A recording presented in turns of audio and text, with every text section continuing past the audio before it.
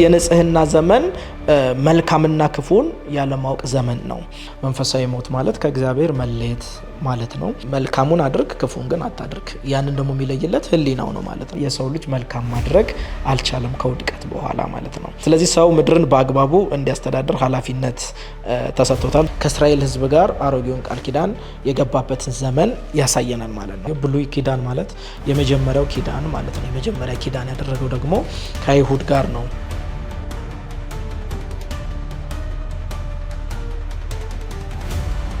ስለዚህ በመጀመሪያ ደረጃ መክፈልን ስናስብ ማየት ያለብን ነገር ምንድነው? በመጽሐፍ ቅዱስ ውስጥ ያሉትን ዘመናት ማወቅ መቻል አለብን። ይሄ ዘመናት ወይም ዲስፐንሴሽን ልክ ይሄ እንደ ክላይሜት ቼንጅ ዘመናት ይለዋወጣሉ፣ ተለዋዋጭ ናቸው። አንዱ ዘመን ያልፋል፣ አንዱ ዘመን ይመጣል። መጽሐፍ ቅዱሳችን ደግሞ በዘመናት ተከፍሎ ከመጀመሪያ እስከ መጨረሻ ድረስ ጥንቅቅ ብሎ የተዘጋጀ መጽሐፍ ነው። ስለዚህ በመጽሐፍ ቅዱሳችን ውስጥ 7 ዘመናቶችን እናገኛለን። ስለዚህ እነዚህን ዘመናት ደግሞ ከፍለን እንድንረዳ እግዚአብሔር ይፈልጋል ማለት ነው። ስለዚህ ልዑል እግዚአብሔር ከፍጥረት መጀመሪያ እስከ ዓለም መጨረሻ ድረስ ከሰው ልጆች ጋር ብዙ ውሎችን አድርጓል። የተለያዩ ዘመናትንም ደግሞ ኪዳን እየገባ በእያንዳንዱ ዘመን ሀሳቡን መልእክቱን አሳይቷል ማለት ነው። የገባቸውንም ደግሞ ውሎች እየፈጸመ እሱ ታማኝነቱን እያሳየ አምላክ መሆኑን ፈጣሪ መሆኑን ምንም አይነት ክፍተት እንደሌለበት እግዚአብሔር ፍጽምናውን በእነዚህ ዘመናት አሳይቷል ማለት ነው። ስለዚህ አብዛኞቹ ውሎች ወይም ዘመናት ግን በቅድመ ሁኔታ ላይ የተመሰረቱ ናቸው። እግዚአብሔር እኛን እንዲህ ብታደርጉና እንደዛ ባታደርጉ እኔ ደግሞ እንዲና እንዲያደርግላችኋል በማለት ውል ሲገባ ስምምነት ሲያደርግ ሰውም ደግሞ የገባውን ውል ሲያፈርስና በውሉ መሰረት እግዚአብሔር ጀጅመንት ሲሰጣቸው ፍትህ ሲሰጣቸው ፍርድ ሲያደርግ ከእንደገናም ደግሞ ሌላ ውል ሲያደርግ ደግሞ እንመለከታለን ማለት ነው። የዘመን መጨረሻና የዓለም መጨረሻ ደግሞ የተለያዩ መሆናቸውን መረዳት አለብን ማለት ነው። ከዚህም በፊት 5 የተለያዩ ዘመናት አልፈዋል። አሁን ደግሞ የምንገኘው 6ኛው የጸጋ ዘመን ላይ ነው። ከዚህ ቀጥሎ ደግሞ 7ኛው የሺው ዓመት መንግስት ደግሞ ይመጣል ማለት ነው። እግዚአብሔር ከሰው ልጆች ጋር ያደረጋቸው ዘመነ መግቦቶች ምን ምን ናቸው? እንዴት ነው ያደረገው የሚለውን ደግሞ ረጋ ብለን ብዙ ነገሮችን እያገላበጥን መመልከቱ ይጠቅመናል ማለት ነው። ስለዚህ እነዚህ ዘመናት በጣም መጽሐፍ ቅዱስን አይ ቲንክ ላስት ዊክ ላይ ወይም ያለፈው ክፍል ላይ ያነሳሁት ይመስለኛል። በጣም የሚያስደንቀው የመጀመሪያውን እንደገና አሁን ያለንበትንና የሚመጣውን ዓለም ደግሞ በጣም ጥንቅቅ አድርጎ በግልጽ ሁኔታ በእውነተኝነት ታንጀብል በሆነ ሊትራል ኤቪደንስ ባለው ሁኔታ የሚገልጥ መጽሐፍ ቢኖር ምድር ላይ መጽሐፍ ቅዱስ ብቻ ነው። የትኛውም ብዙ ቤተ እምነቶች አሉ። የትኛውም ቤተ እምነቶች ላይ እንደዚህ አይነት መጽሐፍ ይኖራል ብዬ አላስብም። ካለ ግን ኢንፎርም ታደርጉናላችሁ፣ እናየዋለን። እስካሁን ግን እኔ ባለኝ መረዳት ባለኝ እውቀት መሰረት መጽሐፍ ቅዱስ ነው ግልጽ የሆነ ስለ መጀመሪያ አሁን ስላለንበት ስለሚመጣው ነው ስለ መጨረሻው የሚገልጥና ይሄ መጽሐፍ በጣም ደስ የሚል ልብን የሚያሳርፍ ለየትኛውም ጥያቄ ላለፈው ዘመን አሁን ላለው ዘመን ለሚመጣው ምላሽ የያዘ መጽሐፍ ነው ማለት ነው። መጽሐፍ ቅዱስ ከአዳም መፈጠር ጀምሮ እስከ አዲሱ ሰማይና ምድር ያለውን ጊዜ በ7 የተለያየ ክፍለ ዘመን ይከፍለዋል። እነዚህም የመግቦት ስርዓቶች ዲስፐንሴሽንስ ወይም ኤጅስ ይባላል ወይም ደግሞ በዘመናት መዋቅር ውስጥ ያለ በመባል ይታወቃል ማለት ነው። እንግዲህ የመጀመሪያው ዘመን የንጽህነት ዘመን ብለን ነው የምንወስደው ወይም ዲስፐንሴሽን ኦፍ ኢኖሰንስ የሚል ነው። ይሄ ዲስፐንሴሽን እንግዲህ የንጽህና ዘመን ተብሎ ነው የሚታወቀው። ስለዚህ የንጽህና ዘመን መልካምና ክፉን ያለማወቅ ዘመን ነው። ያው እንደምታውቁት መጽሐፋችን ዘፍጥረት 1 ጀምሮ እንግዲህ ሲናገር ትመለከታላችሁ። አዳም ተፈጥሯል፣ ሰዎች ተፈጥሯል፣ ፍጥረት ሁሉ ተፈጥሯል። ከዛ በኋላ ግን ክፉና ደጉን የማወቅ ወይም የህሊና ይሄ ኮንሽስነስ የሚለው ነገር ስታርት ኦን ባለመሆኑ ስራ ላይ ባለመሆኑ የምናየው መልካምና ክፉን ያለማወቅ ዘመን ነው ማለት ነው። በዚህ በንጽህና ዘመን በእግዚአብሔርና በአዳም መካከል ወይም ደግሞ በእግዚአብሔርና በፍጥረቶቹ መካከል ያለው ውል አንድ ውል ነው ማለት ነው። ወይም አንድ ስምምነት ነው ያለው። እሱ መልካምና ክፉን የሚያሳውቀውን በአትክልቱ ስፍራ ያለውን ዛፍ አለመብላት ነው ማለት ነው። ስለዚህ ስፍራው ደግሞ ሰው በአትክልቱ ስፍራ የኖረበት ዘመን ነው። ስለዚህ ንጽህና ዘመን የኤደን ገነት ጊዜ ነው ማለት ነው። ይህንን እንግዲህ ሁላችንም የምናውቀው ታሪክ ነው ማለት ነው። መጽሐፍ ቅዱሳችን በመጀመሪያ የሚያስረዳን ነው ማለት ነው። እንግዲህ ምን ያክል ጊዜ ቆየ ይሄ የንጽህና ዘመን ስንል ከዚህ እስከዚህ የሚል ሪፍረንስ አናገኝም መጽሐፍ ቅዱሳችን ላይ። ይሄን ያክል ተብሎ የተቀመጠ ነገር ስለሌለ ምን ያክል ዘመን እንደሆነ የፈጀውን ዘመን አናውቅም ማለት ነው። ግን ከዘፍጥረት 1 ጀምራችሁ ከቁጥር 26 አካባቢ በተለይ ጀምራችሁ እስከ ምዕራፍ 3 ስታነቡ ይህንን ነገር ታገኛላችሁ። ያኔ ለአዳም ተሰጥቶት የነበረው ኃላፊነት ምንድን ነው? ከዛ ፍሬ አለመብላት ነው ማለት ነው። ሌሎች ትእዛዛቶች የሉትም። ሌላ የሚያደርገው ነገር የለውም። አንድ ትእዛዝ ብቻ ነው የተሰጠው። እሱም ክፉና ደጉን ከሚያሳውቀው ዛፍ ፍሬ አትብላ የሚለው ነው ማለት ነው። ዘፍጥረት 2:16 እስከ 17 ድረስ ታገኙታላችሁ ማለት ነው። ነገር ግን የመጀመሪያው አዳም ምንም እንኳን ንጽህናት ቢኖረውም ንጹህ ነው፣ ምንም አይነት እንከን ባይኖርበትም፣ ግን ይሄንን ትእዛዝ ደግሞ ተላልፎ ወደ ውድቀት ሲመጣ እናያለን ማለት ነው። ስለዚህ ሰው የእግዚአብሔርን ትእዛዝ ተላለፈ ማለት ነው። ሰው የእግዚአብሔርን ትእዛዝ ሲተላለፍ ደግሞ መልካሙን የማድረግ ክፉን ያለማድረግ ኃላፊነት ውስጥ ገብቷል ማለት ነው። ይህን ዘፍጥረት 3 ላይ ታገኙታላችሁ ማለት ነው። ስለዚህ ሰው ከንጽህና ክፉና ደጉን ካለማወቅ ዘመን ወጥቶ ሰው የእግዚአብሔርን ትእዛዝ ሲተላለፍ መልካምንና የማድረግ ክፉን ያለማድረግ ደግሞ ኃላፊነት እንዲወስድ ሆኗል ማለት ነው። ስለዚህ ይሄ የንጽህና ዘመን በምንድን ነው የተጠናቀቀው? መጨረሻ ላይ እግዚአብሔር ፍርድን ሰጥቷል ማለት ነው። ምክንያቱም ከፍሬው በበላ ጊዜ ሞትን ትሞታለህ ብሎት ስለነበረ ሰው መንፈሳዊ ሞትን ሞቷል ማለት ነው። ሁላችሁም እንደምታውቁት መንፈሳዊ ሞት ማለት ከእግዚአብሔር መለየት ማለት ነው። ስለዚህ ከአትክልቱ ቦታ ደግሞ ሊባረር ችሏል ማለት ነው።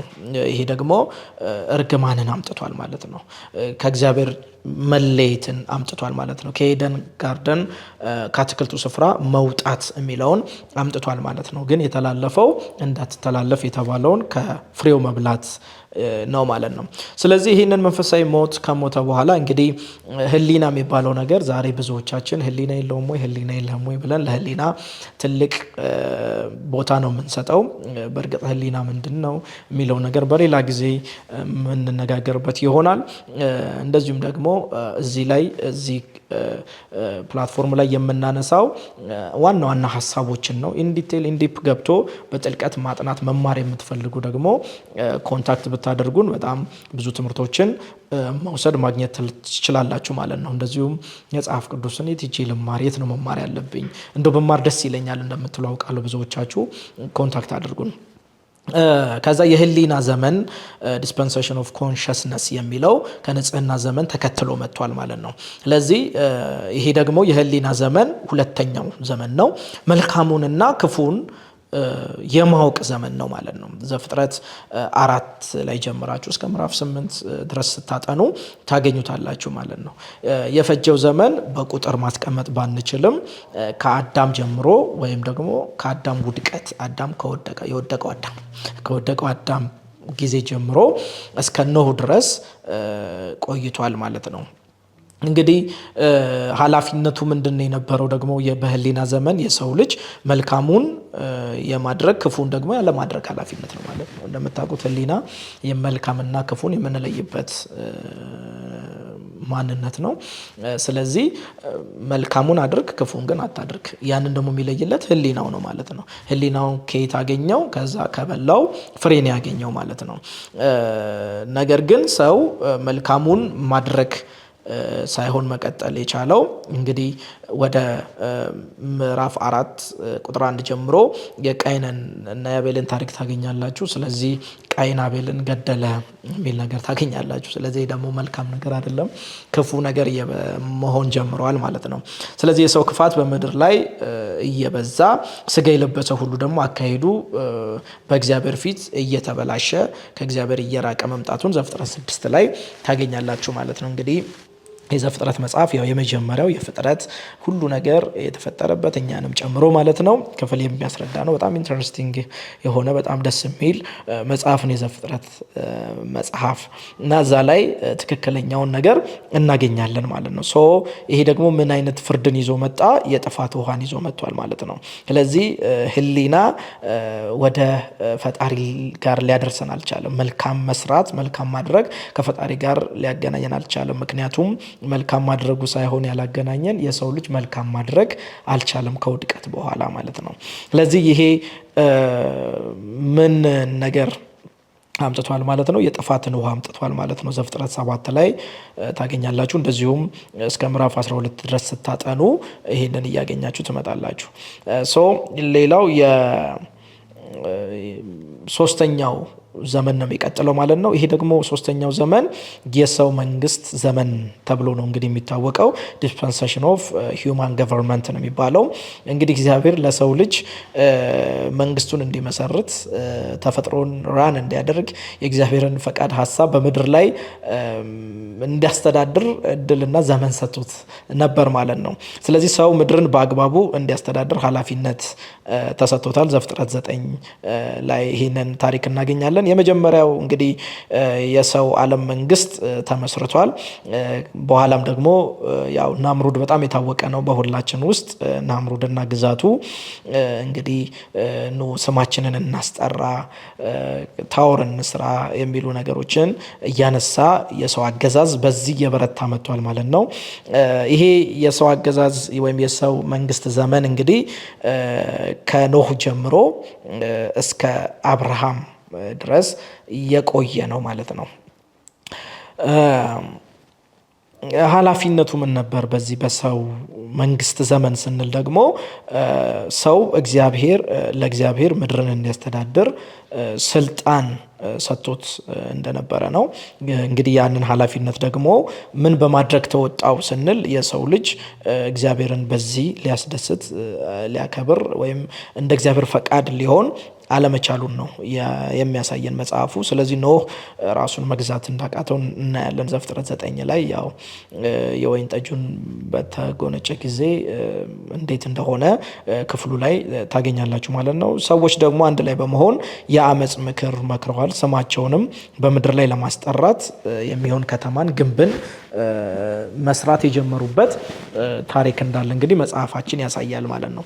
በዚህም ደግሞ እግዚአብሔር ስላልተደሰተ ቋንቋቸውን እግዚአብሔር ደበላልቆታል። እንግዲህ ያኔ የተደበላለቀ ቋንቋ ነው እንግዲህ አሁንም ድረስ ደግሞ ዘመንን ተሻግሮ የተለያዩ ቋንቋ ተናጋሪዎች መሆናችን እና ያም ደግሞ መግባባት ስንችል ግን እንዳንግባባ ደግሞ የሚሆኑ አንዳንድ ነገሮችም አሉ። ስለዚህ ከዛ ጊዜ ጀመረ ነው ያው ቋንቋ ሲደበላለቅ መግባባት አይቻልም ማለት ነው። ስለዚህ ቋንቋቸውን እግዚአብሔር አደበላልቋል። የሰው ልጅ ቋንቋ በምድር ሁሉ ላይ ደግሞ ሰው ሁሉ እንዲበተን አድርጓል። ዘፍጥረት 11 ላይ ይህንን እናገኛለን ማለት ነው። ስለዚህ የሰው መንግስት ዘመን ሶስተኛው ነው ማለት ነው። አራተኛው የተስፋው ቃል ዘመን ነው። ዲስፐንሴሽን ኦፍ ዘ ፕሮሚስ ብለን ነው የምንመለከተው። እንግዲህ ለአብርሃም የተሰጠው ተስፋ ነው። እንግዲህ ይሄ የሰው ልጅ ያው በየዘመኑ እንግዲህ እያየን የመጣ ነው። እየወደቀ ነው፣ እየጠፋ ነው፣ እየተበተነ ነው ያለው። ዩኒቲ የለውም፣ አንድነት የለውም ከፈጣሪ ጋም እንደገና እርስ በርስም በሆነ ደግሞ ግንኙነቱ እንዳልቀጠለ የባስ ልዩነቱ እየሰፋ እየመጣ ነው ያየ ነው። ስለዚህ እግዚአብሔር ደግሞ ቸር ስለሆነ አባታችን መልካም ስለሆነ የተስፋው ቃል ዘመን ደግሞ የሚባል ዘመን ተተካ ማለት ነው። ለአብርሃም ተስፋን ሲሰጥ ስለ ዘሩና ስለ ዘሮቹ ደግሞ የተሰጠው ይሄ ተስፋ ለአብርሃም ነው ማለት ነው። ስለዚህ አብርሃም ስለ ክርስቶስ ስለ ዘሩ ይህንን ገላትያን መጽሐፍ ስታጠኑ ምዕራፍ 3 አካባቢ ላይ ታገኛላችሁ። እንደዚሁም ደግሞ ስለ ዘሮቹ ደግሞ በስጋ ልጆቹ ስለሚሆኑ እንደገና ደግሞ በእምነትም ደግሞ ልጆቹ ስለምንሆን ስለኛ ተስፋ የተሰጠበት ነው ማለት ነው። እንግዲህ የፈጀው ዘመን የተስፋ ቃሎቹ በሙሉ እስኪፈጸሙ ይቀጥላል። የዚህ የተስፋ ዘመን እንግዲህ የተስፋ ዘመን ስለ ዘሩ የተገባለት ተስፋ ተፈጽሟል። ያው ገላትያ ላይ መፈጸሙን እናገኛለን። በዚሁ አጋጣሚ አንድ ነገር ለመናገር ዘፍጥረት መጽሐፍ ላይ ብሉይ ኪዳን ላይ ያሉ ብሉይ ኪዳን መጽሐፍት ላይ ያሉ ክፍሎችን ለመረዳት የአዲስ ኪዳን እውነቶች ያስፈልጉናል። ስለዚህ በአዲስ ኪዳን ውስጥ ያሉ መጽሐፍቶች እዚህ ብሉይ ኪዳን ላይ ያሉ ለእኛ ክሊር ያልሆኑልን ነገር ወይም ክፍሉ ላይ ስንሆን ግልጽ ያልሆኑልን ነገሮችን ግልጽ ያደርግልናል ማለት ነው። ስለዚህ ሐዋርያው ቅዱስ ጳውሎስ በገላትያ መጽሐፉ ላይ ስለ ክርስቶስ የተነገረው ተስፋ እንዴት ፍጻሜን ስላገኘ እዛ ላይ ይነግረናል ማለት ነው። ገላትያን ምዕራፍ 3ን ስታጠኑ ታገኛላችሁ ማለት ነው። ስለ ዘሮቹ ደግሞ የተገባለት የተስፋ ቃል ደግሞ በከፊል የተፈጸመ አለ። አሁን ደግሞ እየተፈጸመ ያለ ወደፊት ደግሞ 1000 ዓመት መንግስት ላይ ደግሞ የሚፈጸም አለ ማለት ነው። ስለዚህ ተስፋው ይቀጥላል። ሙሉ በሙሉ ይሄ ተስፋ የሚፈጸምበት ዘመን ከፊታችን አለ ማለት ነው። በዚህ የተስፋ ዘመን ለሰው ልጅ የተሰጠው ኃላፊነት ምን ነበር? በተለይ የሰው ልጆችን ወክሎ ደግሞ በዚህ ዘመን የምናውቀው ተስፋን የተቀበለው አብርሃም ነው። የሰጠውን ተስፋ ቃል ማመን ብቻ ነው የነበረው። ስለዚህ አብርሃም የተሰጠውን የሥነ ምግባር ሕግ ምንም ባለመኖሩ ከፍሬ አትብላ አልተባለም። አብርሃም መልካም ብቻ አድርግ አልተባለም። አብርሃም ይሄ እንደዚህ የሚባል ውል ወይም ስምምነት ወይም ኪዳን አልሰጠውም። ለአብርሃም ተስፋን ብቻ ነው የሰጠው። ስለዚህ የአብርሃም ድርሻ እምነት ነው ማለት ነው፣ ማመን ብቻ ነው ማለት ነው። ስለዚህ በመሆኑም ቃል ኪዳኑ ቅድመ ሁኔታ የሌለው ስለሆነ የተስፋው ቃል አንኮንዲሽናል ኮቨነንት ብለን እንጠራዋለን ማለት ነው። ዘፍጥረት 15:6ን ታገኛላችሁ። ገላትያ 3 እንደዚሁም ሮሜ 4ን አያይዛችሁ ስታጠኑ ሙሉውን የዚህን ምን አይነት እምነት እንደነበረው አብርሃም ታገኛላችሁ ማለት ነው። እንግዲህ አብርሃም በምን ፌል አድርጓል፣ በምን ወድቋል ብለን ደግሞ ስንጠይቅ ለአብርሃም የተሰጠው የሥነ ምግባር ቅድመ ሁኔታ ስለሌለ አብርሃም በምንም ነገር ፌል አላደረገም ማለት ነው። ምንም እንኳን ድካምን ቢኖር ውድቀትን ቢኖር የተለያዩ ነገሮችን ቢያልፍም ግን እምነት ስለሆነ ከሱ ይጠበቅ የነበረው አብርሃም የተጠበቀበትን እምነት ደግሞ ሮሜ 4 ላይ እንዴት እምነቱ ጽድቅ ሆኖ እንደተቆጠረለት እናገኛለን ማለት ነው። ስለዚህ አራተኛው የተስፋ ዘመን ደግሞ በዚህ ሁኔታ ሲያልፍ በመካከል እንግዲህ አምስተኛ ሆኖ ምንም እንኳን ያልተፈጸሙ ተስፋዎች ቢኖርም እንኳን በመካከል የሕግ ዘመን ደግሞ መጥቷል ማለት ነው። ስለዚህ አምስተኛው የሕግ ዘመን ነው። ዲስፐንሴሽን ኦፍ ዘ ሎው ይባላል። የሙሴ ሕግ ነው ማለት ነው። እንግዲህ 626 አካባቢ የሚሆኑ የሕግ አንቀጾች ያሉት አርቲክሎች ያሉት ማለት ነው። ለእስራኤል ሕዝብ የተሰጠውን ዘመን እግዚአብሔር በተለየ ሁኔታ ከእስራኤል ሕዝብ ጋር አሮጌውን ቃል ኪዳን የገባበትን ዘመን ያሳየናል ማለት ነው። ስለዚህ ሕጉ ያው ብሉይ ኪዳን ነው የሚያሳየው። ብሉይ ኪዳን ማለት የመጀመሪያው ኪዳን ማለት ነው። የመጀመሪያ ኪዳን ያደረገው ደግሞ ከአይሁድ ጋር ነው፣ እግዚአብሔር ከእስራኤል ቤት ጋር ነው ማለት ነው። ስለዚህ ይሄ ደግሞ ዘጸአት 12 ላይ እናገኘዋለን ማለት ነው። የጀመረው እንግዲህ ሲና ተራራ ላይ ነው የተሰጠው እስከ ክርስቶስ ሞት ድረስ ትንሣኤው ድረስ ወይም የሐዋርያት ሥራ ምዕራፍ 2 ድረስ መንፈስ ቅዱስ እስኪመጣ ድረስ አዲስ ኪዳን እስኪሆን ድረስ የሕግ ዘመን ቆይቷል ማለት ነው። ዮሐንስ 19:30 በዚሁ ማየት ትችላላችሁ። በዚህ ዘመን ኃላፊነቱ ምንድን ነው? የተሰጠውን የተስፋ ቃል መጠበቅ ነው። እንደገና ሕጉን እያንዳንዱን ነገር ትእዛዙን ያለምንም ስህተት ሁል ጊዜ ዴይሊ በየቀኑ መፈጸም ነው የሚያስፈልገው ማለት ነው። ለምን ሕጉ ሁሉን እናደርጋችሁ ከሕጉ አንድ እንኳን ቢጎድል ሙሉ በሙሉ ደግሞ ተጠያቂ ስለሚያደርግ ስለዚህ ሁሉን መፈጸም ነበረበት ማለት ነው። ስለዚህ ይሄ የእስራኤል ሁሉ ወይም በሕግ ዘመን የነበሩ ሁሉ ኃላፊነታቸው ይሄ ነበረ ማለት ነው። ነገር ግን ያው በሕግ ዘመን ብዙ ውድቀቶች አሉ። ሕጉን ሊፈጽም ማንም የቻለ የለም ማለት ነው። ስለዚህ ሕጉን ሊፈጽም ደግሞ ማንም ስላልቻለ ፍርድ መጥቷል ማለት ነው። ስለዚህ ካልታዘዙ ያው መበተን ገጥሟቸዋል። እስራኤል ሁሉ እንግዲህ 10ሩ ነገድ፣ 2ቱ ነገድ፣ ይሁዳ ለብቻ፣ እንደገና ደግሞ ቢንያም ወደ ባቢሎን እንዴት እንደተማረከ እናገኛለን ማለት ነው። በ70 ዓመተ ምህረት የእስራኤል መበተን ይሄንን በህጉ በትክክል ያለመሄድ ውጤት አምጥቷል ማለት ነው። ህጉ ያመጣቸው የነበሩትን ሁሉ ነገር አምጥቷል። ኃጢአትና እርግማን ክርስቶስ ደግሞ በራሱ ወስዷቸው በእርሱ የሚያምኑትን ሁሉ አርነት አውጥቷቸዋል ማለት ነው። ስለዚህ ህግን ዘመን ተከትሎ ማን መጥቷል ማለት ነው? የጸጋ ዘመን መጥቷል ማለት ነው።